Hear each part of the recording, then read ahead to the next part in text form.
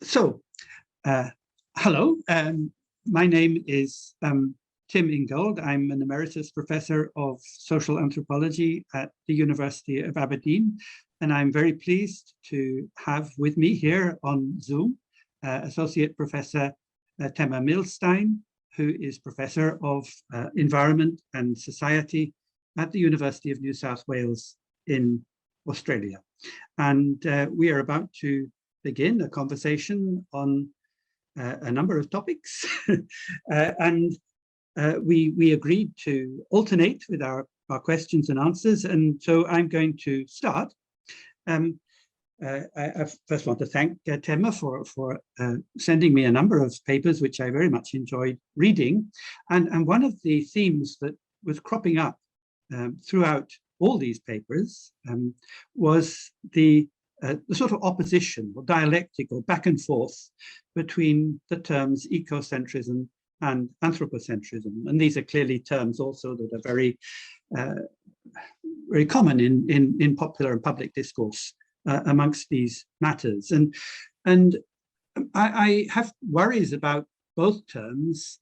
You rightly said in one of your papers that in a sense each generates the other, and ecocentrism and anthropocentrism have both been around for centuries, sometimes one and sometimes the other is dominant, and at the moment anthropocentrism is the dominant thing, but ecocentrism has always been there.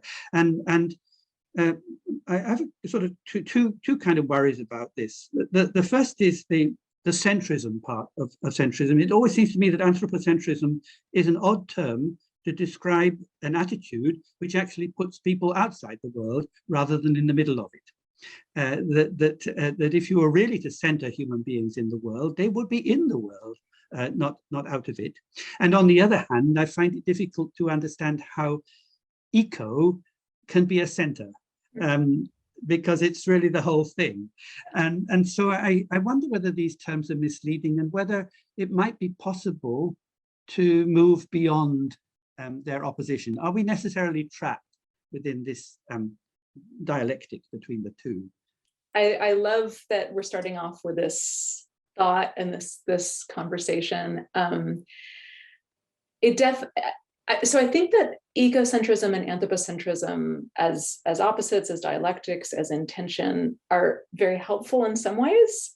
And in some ways, yes, I think they can hold us back, and I think they provide hurdles. So maybe I can talk a little bit about how I see them as being helpful and why I have engaged them in some of my research, and then why they hold us back.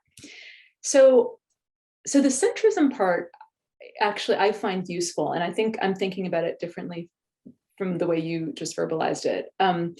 So when I look at anthropocentrism and ecocentrism, I'm thinking of those centric structures through a liberatory framework, which Val Plumwood talks about. This idea that there are all these centrisms. There's sexism, there's ageism, there's racism, we could go on and on. And that they all have a kind of standard or a center that is obviously privileged, has the power in the relationship. So the centric aspect of it brings power to the fore and points to the parallels between these different centric structures and also their relationships with each other. And I think, the backgrounding or denial or co-option or all the different, Plumwood puts forth all these different traits that hold for all of these. And so I think that's useful.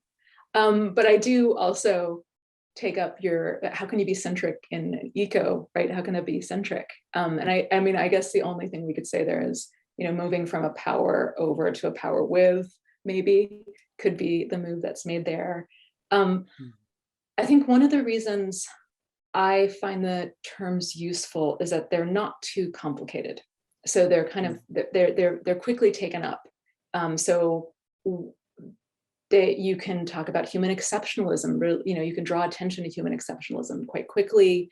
You could draw attention to humanity as an ecological participant and force, right, on the other side. Students can learn quite quickly with this and kind of dive in. So it's kind of an entry point in that way.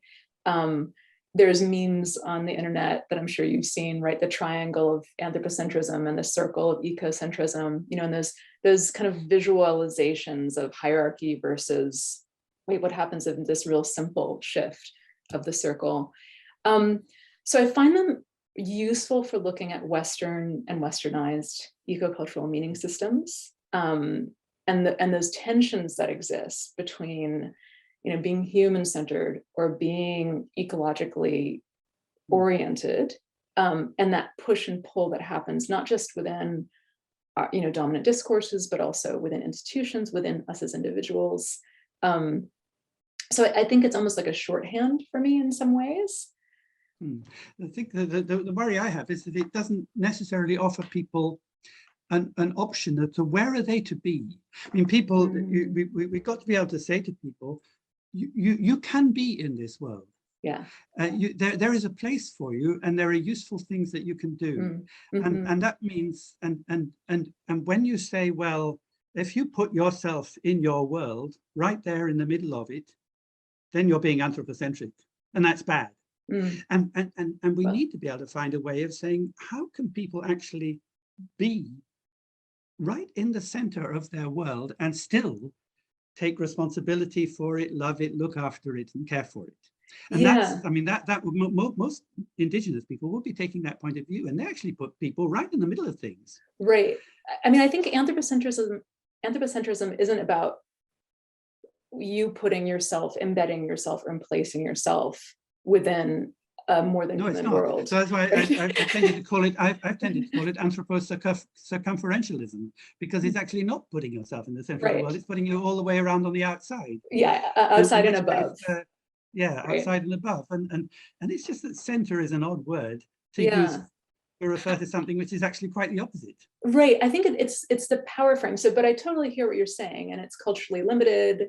It's in some ways really scientifically limited, right? Relatedly, it could be read as, like, ecocentrism can be read purely as through a biological, ecological relations lens.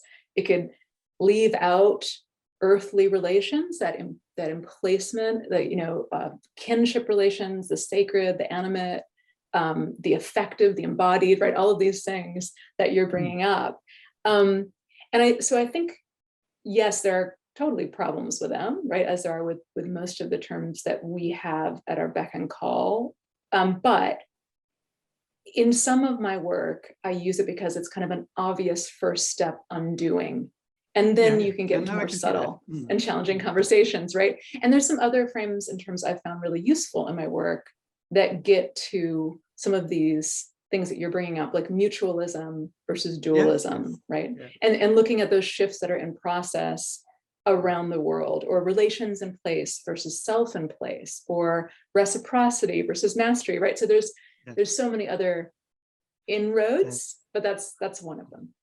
Let's move on, because I think that's really what you want to challenge me with. Exactly, let's go. So back to you. I just want to talk more about these terms, and also you've been exploring many terms over many works in terms of how to get into these human environmental relations in a really generative way, that opens up new ways of thinking, new possibilities, or very old and enduring ancient ways of thinking and being in contemporary settings, industrialized settings, urban settings, etc. So I'm wondering which of those terms today you're finding to have the kind of the most staying power, be the most useful, and especially in the context right now of needing to speak to broad publics. It's a hard question. I'm not really sure. I think that there are a couple of things. One thing which is right on the top of my mind, because it was something I was only writing last week, that I had to write an essay on the topic of uncertainty, and how do we respond to the idea that we're facing such an uncertain future, and part of my response was that the trouble that life, it is in the nature of life that it always exceeds itself. It always overtakes itself. It's wherever you are, it's going somewhere further. That's what life is. And the trouble with uncertainty, which is a very widespread notion at the moment, is, and it's slightly corrosive, is that it presents this excess of life as a deficit, uncertain rather than certain. So it makes it look as though certainty is what we want. What we've got is uncertainty, so we need to make up the deficit with more scientific knowledge or something to fill up the gap. And I was thinking, this is very damaging in many ways, and it's very negative. And so I thought, what would be the word that instead of uncertainty would convey excess rather than deficit? And the word I came to was precisely possibility. I thought possibility, not in a kind of probabilistic, what's the possibility of X happening, but possibility simply in the sense that there is always somewhere further you can go, but we can't tell exactly what it is. We can anticipate, but we can't predict. So I decided after writing that, yes, I want to bang on about possibility. I think is a good word to use. The other word that I want to use a lot is attention, and the other word is responsiveness. And putting attention and responsiveness together, I get this idea of correspondence. Whether that kind of idea would have, which is things going along together and answering to one another, whether that would have a big public resonance, I have no idea. But the other thing, which is the second answer to your question, is that I think we've got enough of these terms of art. What I think really, to develop an ecological sensibility, we need to put more value on the vernacular language, actually, on I mean, even if it's English, which you and I are stuck with, it's a language that has an amazing history. And once you go into words, and some of those really ancient words, they carry a huge amount of resonance and wisdom. The sort of words that they have a poetic resonance. And so in my writing, I've been trying wherever I can to find those kinds of words that somehow echo to the life of things, rather than take refuge in terms of art. So I think that's the best way I would answer that, which brings me to the question my second question to you, because apart from the ecocentrism, anthropocentrism thing, the themes that also ran through your work, or run through your work, are questions about identity. These are very critical to you. What sorts of identities do people have? How do they identify themselves as? Do they identify themselves as sort of animal lovers, or whale lovers, or not? And how that relates to the cultivation of the self. And again, I thought, well, these are, you're interested in how sort of so-called Western people respond to nature, and there's absolutely no doubt that Western people are obsessed, particularly I don't know, Americans, but maybe everyone. They're obsessed with identity, and they're obsessed with the notions of the self. But again, I wonder to what extent we are trapped in this. I felt that in many of the ways that not you yourself, but the way your respondents, your interlocutors in the studies you made, were speaking about questions of self and identity, it's a question of whether they have this identity or that. There were a number of different identities you could pick up off the shelf, and depending on the one you had, you would relate to whales or other things in the nature in different ways. And now I was thinking, but in real life, identity is the answer to the question, who are you? I say, if you ask me who are you, I could only answer that question by telling my life story about all the things, the people, the places, the animals that have somehow become a part of my life, so that identity becomes a sort of dynamic thing that is formed in and through these relations. And so the question I had was, to what extent does this sense of identity and self that you report on somehow already take people out as though your selfhood and your identity is something that is fashioned and then is expressed in the way you relate to the environment, but it's not actually fashioned in those relationships itself. Mm. Does that make sense? I think so, yeah. And it's interesting because it really ties to what your response was, which was about possibility and emergent meaning, right? Emergent realities instead of pinning things down. And I actually chose identity. So this is in regards to the Routledge Handbook of Ecocultural Identity, which is a book that just came out last year that I'm the lead editor on, and that. And I think I sent you a chapter which was about like actually how there is kind of this hegemonic pinning in within Western settings, interactions where it's very difficult to wander beyond kind of the anthropocentric boundaries of the way as humans are supposed to be, right? So then that we're, through ridicule, silencing, labeling, et cetera, we tend to keep ourselves within those boundaries and keep others. And that this is how this happens at an interpersonal level, even though that at a structural policy, et cetera, level, economics, it's happening as well. So there's a relationship between the two. So identity is not my background, right? My background is discourse and culture and these relations beyond the purely human realm. And so, but I chose identity as a frame, and I chose to start to, with 40 other authors, start to develop a notion of eco-cultural identity for a number of reasons. And so one is it is responsive to a certain rigidity of our current political moment, right? That's marked by polarization, atomization, like clinging to an identity, especially in Western and industrialized cultures. And that there, along with that clinging, is a lack of relational identification, a lack, among humans, beyond humans, often seen in politics, in activisms, and scholarships. And so in the Handbook of Ecocultural Identity, we talk of foregrounding identity as a concept, that this is emerging from our societies right now. And so how do we talk back to it? How do we start to look at identity as always having the more than human caught up in it, whether it's being denied or not, and how when we cling too hard to the social and cultural dimensions of how we identify ourselves, it can make our relations very brittle. And we cite Haraway in introducing this handbook, because she talks about how there's this long defined proper state of a Western person that holds identity as if it were a possession, right? Yes, exactly. Right, this ownership, right, of the self. Yes, and it's so something you have rather than something you are. Right, it's not dynamic, it's not constantly in flux in relationship with others.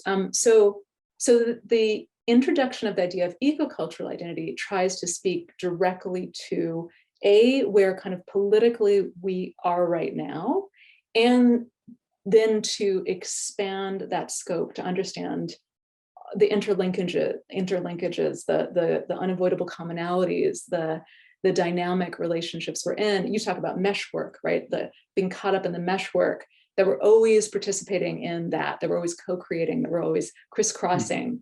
Yes. Yeah. But there's an active denial of that. So moving into understanding identity, if we're going to still need to deal with this term and this idea, right? That we that it's then a frame. If we think of ecocultural identity, for understanding how all identities are always ecological and sociocultural, that these are inseparable, that they're co-constituted. And so, and that, of course, if you look at this active denial of this today, we could pinpoint that as why we're in anthropogenic biospheric crisis. It's this denial. So it's about looking at just the importance of taking note of what identity is for us right now, and also flipping the script, starting to understand identity quite differently. So in a way, it's a strategic question. At the end, if we want to move people on, in the future, is identity, do we want to keep the concept of identity but make it more dynamic, or do we want to throw it out because it's already so sort of compromised? And how do we throw it out if it's something that's being, bandied about in so many powerful ways? Yeah. So the strategic thing is actually to hang on to it, but seek to redefine it, to reconceptualize it. Yeah, to strategically engage it. Yeah. Yeah. So circling, actually, you started bringing up the next thing that I wanted to ask you, which was this whole idea of languaging and the poetics, thinking of words. This is something you talk about in your book Correspondences, of words having this capability to meet, what you say is to mediate a poetics of habitation. And Yes. and you write about how important it is to practice languaging. And so I'm wondering if maybe you can just briefly define those and then talk about how you notice languaging actually taking place right now, especially in westernized and industrialized cultures, who not all are caught up in English, but many are. And if it's happening, what it might look like, and yeah, kind of getting into that. And if you see poetics of habitation, I love that phrase, happening or being restored in any way. I think that's right. I don't see enough of it. I start from the idea that whether both speaking and writing, speaking with the voice, writing with the hand, performances. They're things we do, and they're actually bodily performances. We speak with our bodies, we write with our bodies. When we speak and we write, feelings, thought, all kind of wells up and out into the ether out there, where everybody else can respond to it. And yet poetry, or poetics for me, is about that way of making one's presence, thought and feeling felt through bodily expression, which for human beings happens to be very largely through performances of words. And I think it's a very beautiful thing, and I think it's something we should celebrate. What's happened to my mind, in my opinion, in so-called Western cultures, is that we've taken against words in a big way. Instead of thinking of words as part of us, as part of our habit, of our custom, our use, they've become a kind of enemy. And we so we have all these movements in our own fields and in the humanities, for example, saying that we need to get to authentic experience. We need to get behind the words. We need to get to this so-called tacit knowledge. I think tacit knowledge is a terrible phrase because it actually takes a voice away from indigenous people, from craftspeople and the rest of it. They're not able to express themselves anymore because we say we somehow limit the verbal to what I was earlier calling terms of art, to these very sanitized, very artificial kind of language. And one of the effects of that has been to put the people who are still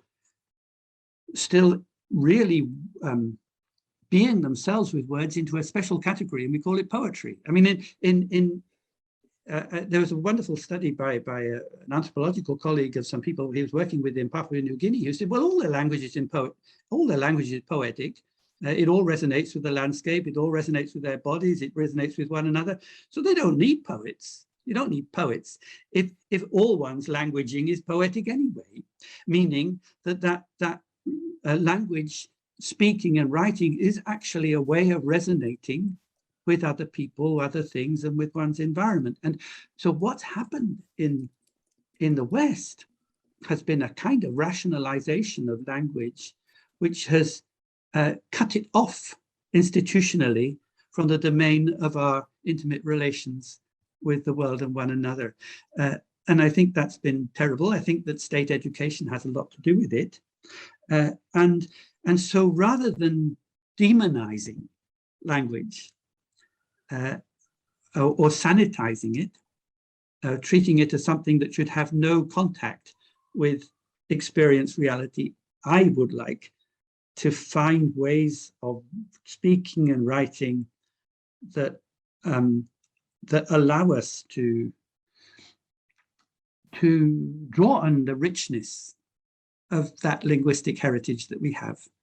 I think that's and yeah, I don't think there's nearly enough of it going on. Do you have any examples of that kind of resonating instead of rationalizing that you're seeing at play in, I guess, especially, I don't know, I mean, you're in Europe, maybe there right now? Well, yes, it's there in everyday speech. It's there in every book of poetry. I mean, that's what poetry is. Yeah.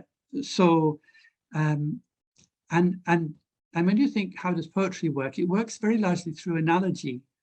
And I keep referring to this wonderful poem by Seamus Heaney, the great Irish poet, where he compares the way he's digging his pen into the paper as he's trying to write with his father, digging for peat, bent over with his spade, digging for peat, and draws this comparison. And you read that and you say, wow, yes. And that really makes you think, and you feel that there's some fundamental truth in that analogy between writing with a pen and digging with a spade.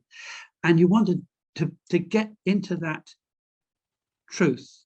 And that's where I see it going on. I see the poetics is where you begin to find analogies between something here and something there, and then you look for the truth in that analogy.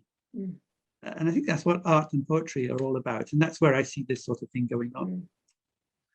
But anyway, I think that sorry, that then it's my turn to oh yes, there's one of the most fascinating pieces. I think I found it the most fascinating piece that you sent me was one about pointing and naming, and you were talking about how people, some of them experience conservationists, curators, people who work with animals, others just visitors and tourists, how they might point to an animal or a landscape feature or whatever it is and say that's such and such. And there were a couple of things about it that I wanted to take up. One is that when you point, usually people are looking with their eyes. They're using their eyes to observe, and yet we have a rather deep-seated idea, and I picked it up also in your writing, that vision is inherently spectacular sense. That if we use our eyes, we're bound to put ourselves outside what we're looking at, as though we are looking at this spectacle outside. But that actually there are ways of watching, like if you talk about bird watching or whale watching, whatever, where it's a matter of following a movement, of following what is going on, which actually draws you in. So one of my questions was whether it's actually vision is the problem when it comes to turning the world into a spectacle, or whether it's the way in which we have harnessed vision to a particular form of objectification. So that was the first question. And the second was actually triggered off by some explorations I've been doing on indigenous forms of animal naming. Let me just give you an example. Among Koyukon people who are indigenous First Nations hunters in the border between northern Canada and Alaska, the names of animals are either riddles or stories, and they never take a plural form because actually what they describe is something going on. So the name of the animal is actually a description. So an owl might be called perches on the lower branches of spruce trees. That's its name. So whenever you see perching in the lower branches of spruce trees, you see owling going on. So every animal is actually a verb. It's a going on, which is why it can't take the plural. And so my question is that are we stuck with either having to have a mass noun, whales, or proper names like Tom, Dick, or Harry, or whale number B654, or could we find a way of pointing, naming, observing that would actually correspond, that's my word, with the becoming, the movement of things? So that's my question. Okay, those are great, amazing questions. and so fun to think about. And yeah, I mean, I think so. I guess first maybe this act of pointing and naming. So this is a study I've done around endangered orcas, and specifically now around tourism around them in North America, and the highest concentration of whale watching in the world, but also what came before that, right? The people assuming there were thousands of them, but when they started to actually individualize, point and name, and start to number and start to see their relationships, they started to realize, oh, actually there's just a handful of them left, right? So there was this realization that in that observing, in using your eyes and starting to notice differences and details of these individual orcas, everything changed. They weren't this mass kind of, everything's fine, ignore them kind of thing. And this, of course, is Western cultures. This wasn't happening with indigenous cultures in this space at all, where these orcas were often considered the wolves of the sea, another band or another tribe. So I think in the Western setting, where I have been doing my research and what I'm particularly interested in unpacking, so we can know where we are and where we need to go as kind of the quote unquote dominant culture that's been really driving us to this breaking point. I think there's that this pointing and naming has potential forms of connection for sure. It's a practice of discernment, and it's about how we shape our attention and ultimately how we identify others and identify with others. So it can be powerfully protective, or it also can be kind of surface and dismissive, right? Of, okay, that's what that is. So like you brought up bird watching, for instance, there's all kinds of ways of bird watching, right? You can have your list and the check and then you're done and move on, or you can, really get to know this bird or these birds. But then getting onto eyes and objectification, I think what I'm focusing on there is that eyes aren't necessarily a bad thing. It's when we are largely kind of being vision-centric or ocular-centric, right? And start to, the rest of our embodied presence often can drop away. And that, in part, that's because, there's the mental, kind of the overemphasis of the mental, the overemphasis of the vision that often goes hand in hand and can be part of a frontal or removed orientation to the more than human world, instead of a contentive one where it's immersive and there's many of the senses that are connected at once. And there's but you're really talking about focal vision rather rather than peripheral vision, for example, which is very good at picking up movement. And so there are lots of people, again, plenty of indigenous people who have put vision right at the forefront, because they say it's only if you're hunting and you want to pick out an animal, you have to keep your eyes open, but you're not staring at the world, you're actually picking up movement, and that's happening through peripheral rather than focal vision. Right, so sometimes... Yeah, go ahead. So I don't think it's quite right to sort of say, it's like with touch too. There's so many different kinds of touch, from just tapping something with your finger to holding a person's hand. I mean, so I'm not sure that it's right to... It's a direction. Yeah, no, I think that very much it's about a frontal focal focus, right? Instead of as what you're talking about, like that scatter vision, right? Peripheral, immersive vision of, that spectacle versus feeling ourselves co-presenting. Yeah. So, and then I think the verbing, I love the verbing, which I've heard from different indigenous and non-indigenous cultures, right? That things being framed more as verbs, not things. But so your question is, can we get there, and shall we get there into verbing in English? And which I love. Yeah, but it's such a great challenge. What if we just give ourselves the challenge every day to do at least one verbing thing, right? And then just see how it falls in other ears, and if it's taken up. I mean, I think if you're talking about mass nouns versus singularity, I don't think there is a need to choose. but it's useful to know what work each does, right? So masked nouns can mask intrinsic difference or value as individuals, as well as the relationships, right, within these species or ways of being, right? If we say cattle or livestock, for instance. But it also, when we think of populations, for instance, in conservation, it can draw attention to the plight of a species, a population.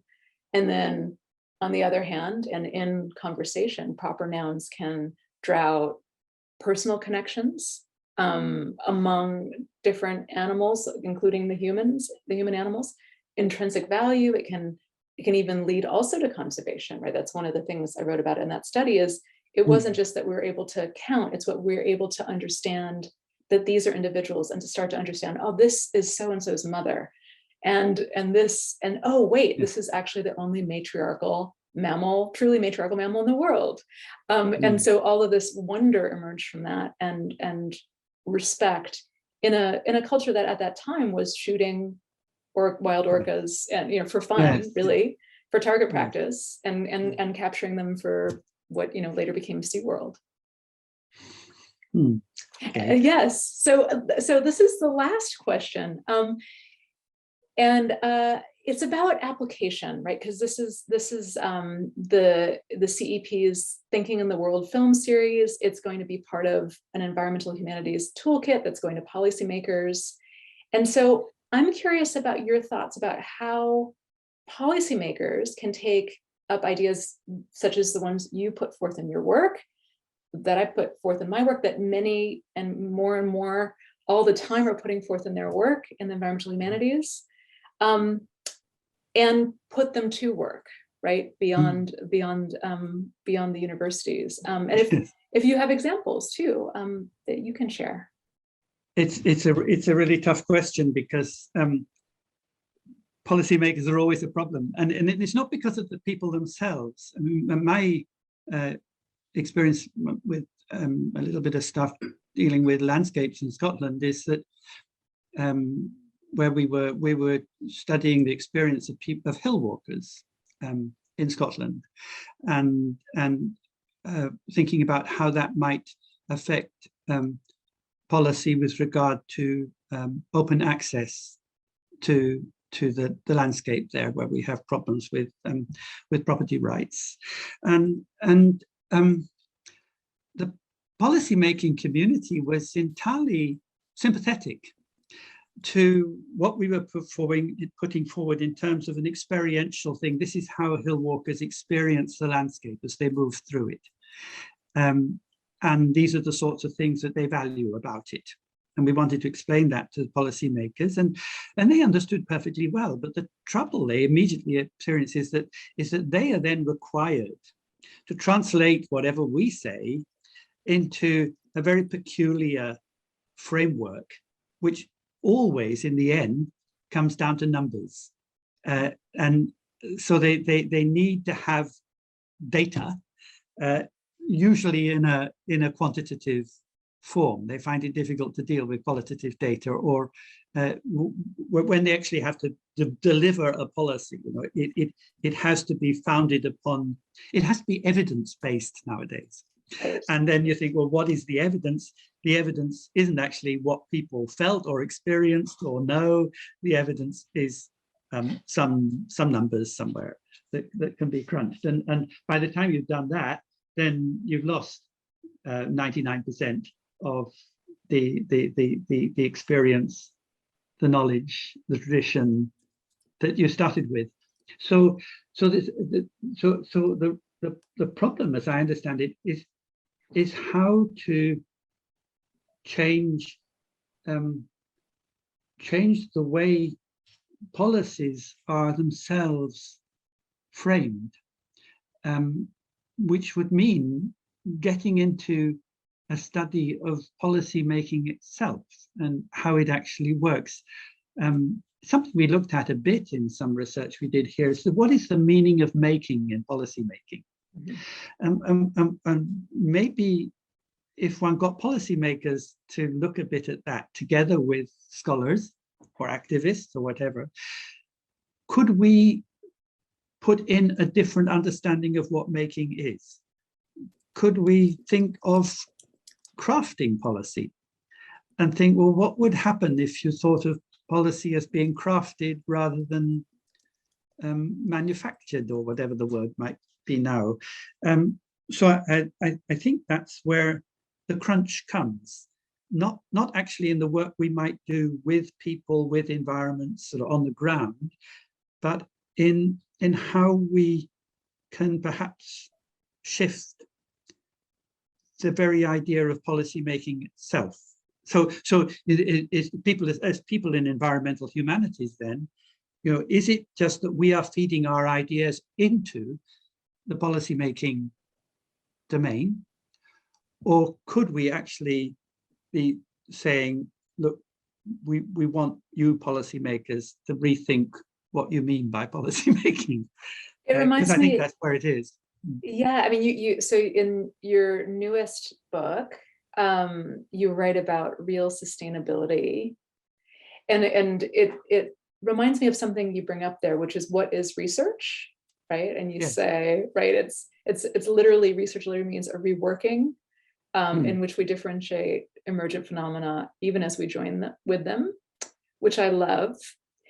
And it seems like this revisiting practice, rethinking approaches, you know, reconsidering what aims are of policy. I mean, that there's so many that it's a co-emergent experience, basically, to sort of step in there in a really substantive way.